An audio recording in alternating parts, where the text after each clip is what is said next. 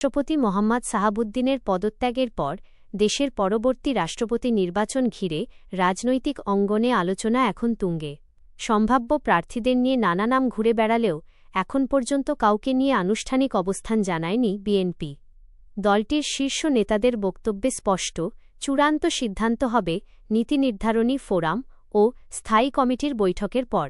একদিকে বিভিন্ন মহলে মির্জা ফখরুল ইসলাম আলমগীর, ড খন্দকার মোশাররফ হোসেন, ড মঈন খান, নজরুল ইসলাম খান, বেগম সেলিমা রহমান, আলতাফ হোসেন চৌধুরী ও স্পিকার হাফিজ উদ্দিন আহমদের নাম আলোচনায় এলেও বিএনপি এখনই কোনো জল্পনায় সায় দিচ্ছে না।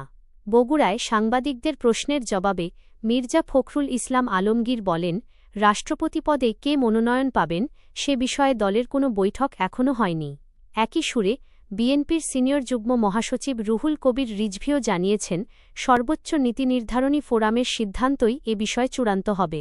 তবে রাজনৈতিক পর্যবেক্ষকদের মতে নাম নিয়ে প্রকাশ্যে নীরব থাকলেও দলের অভ্যন্তরে সম্ভাব্য প্রার্থী নিয়ে আলোচনা শুরু হয়েছে।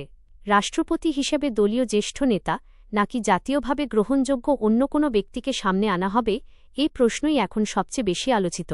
অন্যদিকে আইনমন্ত্রী মোহাম্মদ আসাদুজ্জামান জানিয়েছেন, সংবিধান অনুযায়ী রাষ্ট্রপতির পদ শূন্য হওয়ার ৯০ দিনের মধ্যেই নির্বাচন সম্পন্ন করতে হবে।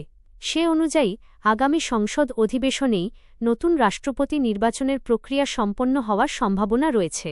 এখন রাজনৈতিক অঙ্গনের নজর বিএনপির স্থায়ী কমিটির বৈঠকের দিকে, কারণ ওই বৈঠকের সিদ্ধান্তই নির্ধারণ করবে দেশের ২৩তম রাষ্ট্রপতি কে হচ্ছেন।